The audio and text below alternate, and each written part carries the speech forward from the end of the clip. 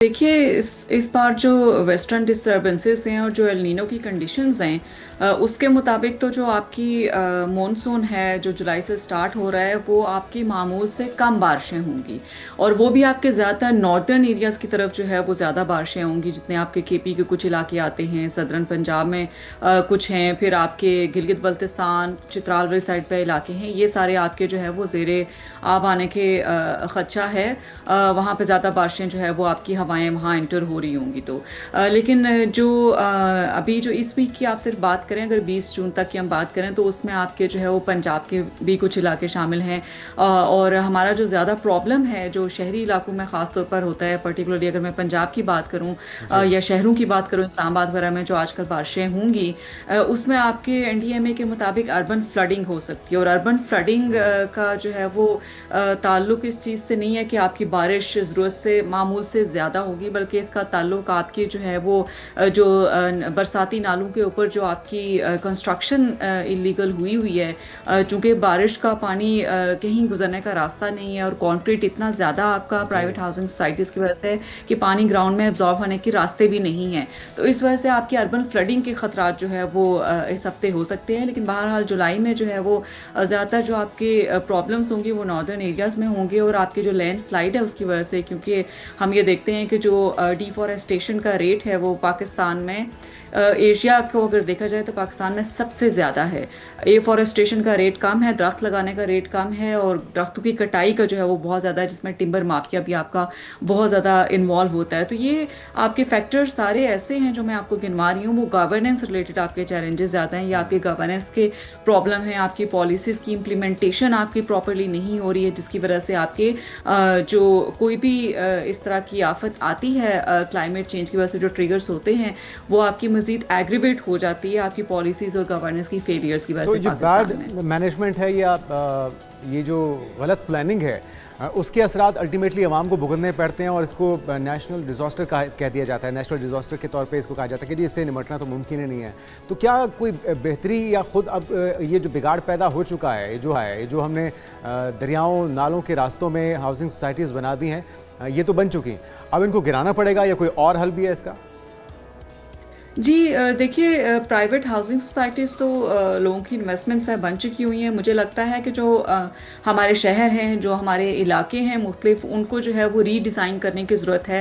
आपके जो master plan आपके हर शहर के हुआ करते थे उनको रिविज़िट करने की ज़रूरत है। पानी के लिए रास्ते बनाने की ज़रूरत है, क्योंकि पानी को आप रास्ता जब देंगे तो बन जाएगा। ख़ासतौर पर शहरों में तो ऑल्टरनेट रास्ते भी आप पानी के बना सकते हैं, लेकिन जो दरियाएँ हैं, जो दरियाओं के ऊपर इलीगल तजावज़ात हैं, उनको देखना पड़ेगा, उनको रिविजिट करना पड़ेगा और शायद गिराना भी पड़े, क्योंकि दरिया तो अपना रास्ता नहीं भूलता है। वो 10 साल भी आएगा, जैसे कि पिछले साल हमने पंजाब में देखा भी कि प्राइवेट हाउसिंग सोसाइटीज़ जो है वो 10 साल के अरसे में जो है वो वहाँ पे पानी नहीं आया, तो लोगों को लगा कि अच्छा वहाँ पे सैलाब आ ही नहीं सकते, और पिछले साल जो है वो नेचर ने अपनी जगह क्लेम की। तो जो रेस्टोरेंट्स और इस तरह की जगह हैं उनको तो डेफिनेटली गिराना चाहिए जो दरियाओं के ऊपर से, क्योंकि वो ना सिर्फ आपके सैलाब के दौरान जो है वो ख़तरात का सबब बनते हैं, बल्कि पोलूशन भी क्रिएट कर रहे होते हैं। पूरा साल जो है वो जितना कचरा आपका होता है वो इन्हीं दरियाओं के अंदर हम फेंक रहे होते हैं, चाहे वो होटल्स हैं या चाहे हम एज टूरिस्ट हम इन जगहों पे जा रहे हों। हम कचरा जो है वो बिल्कुल सिविक सेंस हम लोगों में नहीं है, जी। तो डेफिनेटली उनको रिविजिट करने की ज़रूरत है। साथ ही साथ आप देखें कि जो एफॉरेस्टेशन है, जिसमें आपको इंडिजिनस जो मकामी दरख्त हैं उनको लगाने की ज़रूरत है, लेकिन साथ ही साथ जो आपका फॉरेस्ट लॉज हैं उनको इम्प्लीमेंट करने की ज़रूरत है। आपके जो बाकी आपकी जो अर्बन प्लानिंग रिलेटेड आपकी जो डिफरेंट रिक्वायरमेंट्स हैं उनको इम्प्लीमेंट करने की ज़रूरत है, तो ही आपकी वक्त के साथ साथ बेहतरी आनी शुरू होगी। अच्छा, ये दो टर्म्स काफ़ी ज़्यादा सुनी जा रही हैं पिछले कुछ अरसे में, लानीना और अल नीनो का आपने तस्करा किया। ये जो सिस्टम है इसका पाकिस्तान को सामना है या आलमी सतह पे एक मसला है? ये पाकिस्तान में इस वक्त फेस किया जा रहा है या फिर इसके खदशात मौजूद हैं? और आप जिस तरह बता रही हैं कि इसका ज़्यादा असर जो होगा बारिशें का वो नॉर्दर्न एरियाज़ में होगा, तो क्या अल नीनो के होते हुए पंजाब या मैदानी इलाके, चाहे वो बलूचिस्तान के हों या सिंध के हों, इसमें ज़्यादा बारिशें नहीं होंगी या मामूल के मुताबिक होंगी?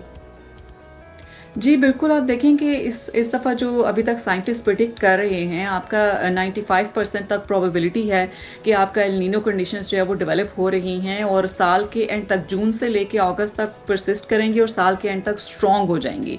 तो आप उसका असर ये होता है कि ये एक नेचुरल वेदर सिस्टम होता है पैसिफिक ओशियन में, लेकिन क्लाइमेट चेंज की वजह से ये है कि जो ओशियंस के अंदर आपकी कार्बन डाइऑक्साइड को एब्जॉर्ब करने की कैपेसिटी है वो वक्त के साथ कम हो गई है, और वो आपके वेदर पैटर्न्स को इन्फ्लुएंस करता है और पूरी दुनिया में ही इन्फ्लुएंस करता है। लेकिन जो इलाके पाकिस्तान, एशिया, ऑस्ट्रेलिया, ये इलाके आपके इस तरफ ऐसे हैं, नक्शे पे अगर आप देखें तो उस तरफ जो है वो आपकी गर्म कंडीशंस आपकी होंगी, यानी कि असरात आपके पाकिस्तान में ये आपको देखने को मिलेंगे। पर्टिकुलरली अगर मैं बात करूं कि आपके जो नॉर्दर्न एरियाज की तरफ, जैसा कि मैंने बारिशें कहा, वहाँ पर आपको कुछ बारिशें देखने को मिलेंगी।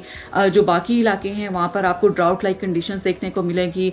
आपकी जो मामूल से कम बारिशें हैं इस साल आपको देखने को मिलेंगी पाकिस्तान के बाकी इलाकों में। और जो पानी के ऊपर है, पानी की किल्लत का जो है वो ज़ाहिर है सामना करना पड़ेगा, और उसकी वजह से आपकी जो एग्रीकल्चर है, जो ज़राअत है, वो भी मुतासर होगी, क्योंकि पानी की किल्लत है तो ज़राअत हमारा जो है वो काफ़ी डिपेंडेंट होता है उसके ऊपर। तो ऑफ कोर्स उसके पाकिस्तान के ऊपर असरात होंगे। इसके अलावा वाइल्ड फायर्स जो हैं वो आपको काफ़ी जो है वो इसकी वजह से एक्सलरेटेड होती हुई करेंगी, क्योंकि आपके जो खुश्क खुश्क और आपकी जो ज़्यादा टेम्परेचर हीट वेव्स होंगी तो वो फिर आपकी जंगलों में आग लगने का सबब भी बनते हैं। ऑस्ट्रेलियन वाइल्ड फायर्स भी बढ़ने के आपका ख़तरात हैं। तो ये सारे ऐसे असरात हैं जो आपके एल नीनो की वजह से परसिस्ट कर रहे होंगे। अच्छा, अभी अब इस चीज़ को हतमी तौर पे कहा जा सकता है कि मामूल से कम बारिशें होंगी, क्योंकि ये प्रेडिक्शन, ये फोकास्ट पिछले साल भी की गई थी, लेकिन हमने देखा कि कुछ ही दिन की शदीद गर्मी के बाद प्री मानसून सीज़न का आगाज़ हुआ और बड़ी ही शदीद बारिशें हुई। तो इस बार भी क्या इस चीज़ के इम्कानात मौजूद हैं कि गैर मामूली क्लाइमेट चेंज के बायस गैर मामूली बारिशें हो जाएं? क्योंकि माहिरीन की राय यह है कि सैलाबी सूरत हाल भी पैदा हो सकती है, गैर मामूली बारिशें भी हो सकती हैं, और उससे फिर जो वबाई अमराज होती हैं पानी खड़ा हो जाने के बायस, उसके खदशात भी हैं। तो अगर ऐसी कोई सूरत हाल फौरी तौर पे अगर डेवलप हो सकती है तो उसके लिए फिर क्या इक़दाम हमें करने होंगे? जी देखिए, जैसा कि मैंने आपको कहा कि नॉर्दर्न एरियाज़ की तरफ जो है वो आपकी बारिशें होने के इम्कानात हैं, लेकिन हमने ये भी देखा है कि ये जो हीट वेव्स आपकी बढ़ रही हैं दरजारा बढ़ने की वजह से, ड्राउट लाइक कंडीशन जो आपको रहती है, ड्राउट लाइक का मतलब ये नहीं है कि आपका सहरा बिल्कुल बन जाएगा पूरा पाकिस्तान, बल्कि उसमें आपकी कुछ पैरामीटर्स इस तरह के होते हैं जिसमें आपकी बिलो नॉर्मल जो है वो आपका रेनफॉल होता है। इसका ये मतलब नहीं कि बिल्कुल बारिश आपकी नहीं होगी, बारिशें आपकी होंगी, स्कैटर्ड होंगी। जो एक पैटर्न आपका देखने को, कंसिस्टेंसी एक मिलती थी आपको थ्रू आउट द ईयर, वो आपको देखने को नहीं मिलेगी, जिसकी वजह से पानी की कमी का सामना जो है वो काफ़ी इलाकों में करना पड़ेगा। लेकिन सदरन पंजाब के इलाके, नॉर्दर्न एरियाज़ की तरफ आपके जो इलाके हैं, कुछ केपी के आते हैं, कुछ आपके गिलगित बल्तिस्तान जी। अर्बन फ्लडिंग का जो है वो कुछ स्कैटर्ड जगहों पे बारिशां की हो रही होंगी, तो वहाँ पे अर्बन फ्लडिंग के ख़तरात भी बहरहाल अपनी जगह मौजूद हैं। जहाँ तक ताल्लुक़ है इस बात का कि जो है वो कहाँ तक ये सिचुएशन है, तो बिल्कुल आप देखें कि 95% से लेके 98% तक प्रोबेबिलिटी अभी तक जो क्लाइमेट चेंज के मॉडल्स, डिफरेंट एक मेथडोलॉजी होती है जिसके ज़रिए आपके ये प्रिडिक्ट किया जाता है, तो उसके मुताबिक प्रिडिक्शन की जा रही है कि अभी तक जो है वो स्ट्रॉन्ग कंडीशंस एल नीनो की जो है वो परसिस्ट कर रही हैं और साल के आखिर तक बहुत ही स्ट्रॉन्ग होंगी। तो 2027 जो होगा वो दुनिया का गर्म तरीन साल होगा पूरी दुनिया के लिए।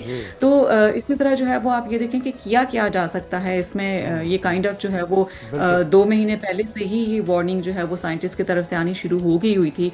तो अभी तक जो हमारी अथॉरिटीज़ हैं उनको तैयारी कर लेनी चाहिए थी। इस शॉर्ट ड्यूरेशन में यही हो सकता है कि किसानों को ज़्यादा से ज़्यादा ट्रेन करें, लोकल कम्युनिटीज़ को ट्रेन करें कि किस तरह से जो उनकी फसलें हैं, जो उसके प्रोडक्ट्स हैं, उसको किस तरह से वो स्टोर कर सकते हैं, किस तरह से पेस्ट अटैक से उनको बचा सकते हैं। इसी तरह जो आपकी हीट वेव्स जो बढ़ रही हैं उसकी वजह से कूलिंग सेंटर्स के लोगों के पास इंफॉर्मेशन होनी चाहिए, चूँकि नॉर्दर्न एरिया में आपकी सड़कें ब्लॉक होने का ख़तरा है, क्योंकि लैंडस्लाइड होगी, आपके गारे और कीचड़ जैसे जो हमने लास्ट टाइम भी देखे थे कि जिस तरह की आपकी लैंडस्लाइडिंग हो रही थी, उसकी वजह से जो टूरिस्ट हैं, जो सयाह हैं, उनको देख के घर से निकलना चाहिए कि सियाहत के लिए आपको गर्मी अगर शहरों में लगे तो नॉर्दर्न एरिया की तरफ अवॉइड करें, ताकि जो डेथ्स हैं आपके अननेसेसरी ट्रैवल की वजह से उनको अवॉइड किया जा सके। पिछले साल हमने कि बहुत ज़्यादा ये जी प्रॉब्लम हाँ। हुआ था। इसी तरह जो अर्ली वार्निंग है, ये एनडीएमए और मेट डिपार्टमेंट करते तो हैं, लेकिन ये जो आपकी बहुत ज्योग्राफिकली मुश्किल इलाके जो होते हैं, खासतौर पर गिलगित बल्तिस्तान, चित्राल और ये जी इलाके हाँ। हैं,